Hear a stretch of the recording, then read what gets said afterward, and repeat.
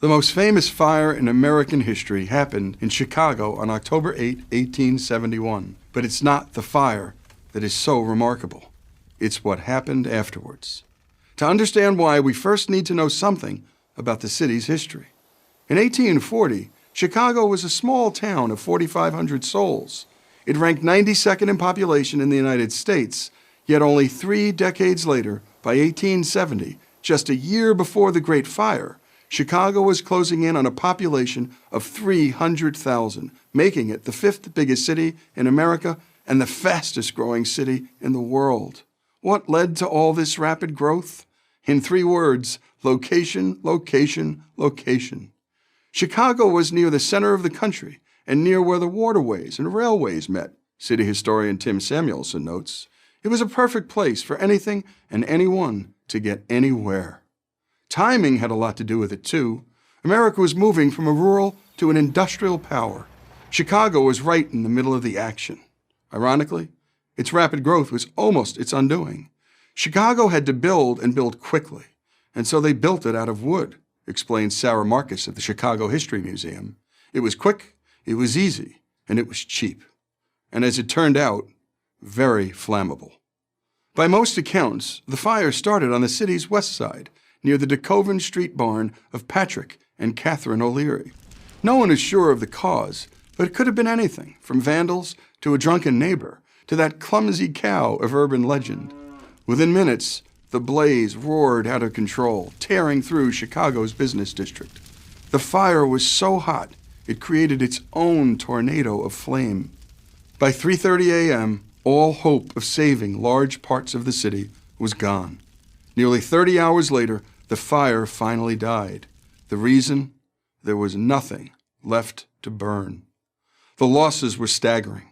The fire claimed nearly 300 lives, destroyed over 17,000 buildings, covering almost 3.5 square miles, and caused damage of over $200 million, about $3.8 billion today. Roughly a third of the city lay in ruins, and 1 out of every 3 people living in Chicago, nearly 100,000 residents, became homeless overnight. All the law offices were destroyed, all the major hotels were destroyed, all the major department stores were destroyed, and all the major banks were destroyed, Chicago weather historian Tom Skilling notes. In those days, there were no national or state agencies to help. Chicago was on its own. What was to be done? To most of Chicago's citizens, the answer was obvious. Rebuild. Make the city better than ever. Yes, there were many victims of the fire, but there was no sense of victimhood. Even before the bricks stopped smoking, the people of Chicago went to work. First, the damage had to be assessed. The death and destruction were obvious, but there were some major pluses as well. The stockyards and meatpacking plants had been spared. 2/3 of the grain elevators survived. And most importantly, the railway and rail stock escaped major damage.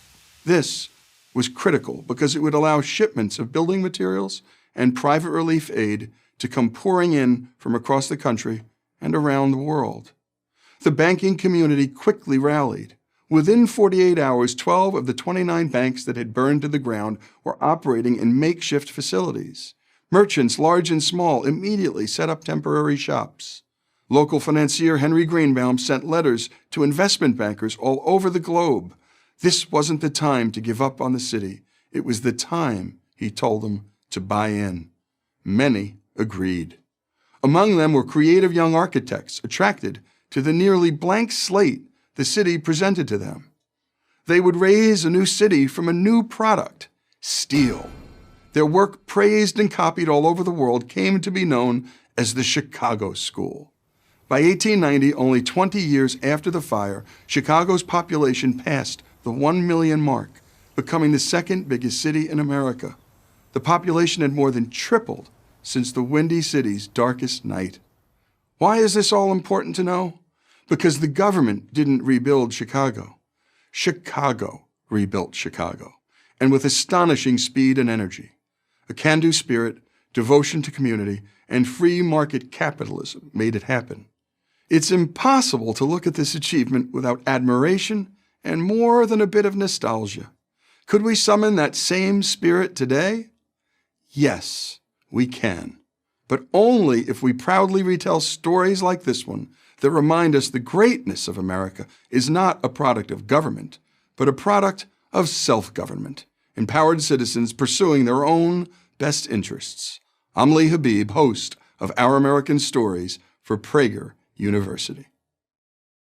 Thank you for watching this video. To help keep PragerU videos free, please consider making a tax-deductible donation.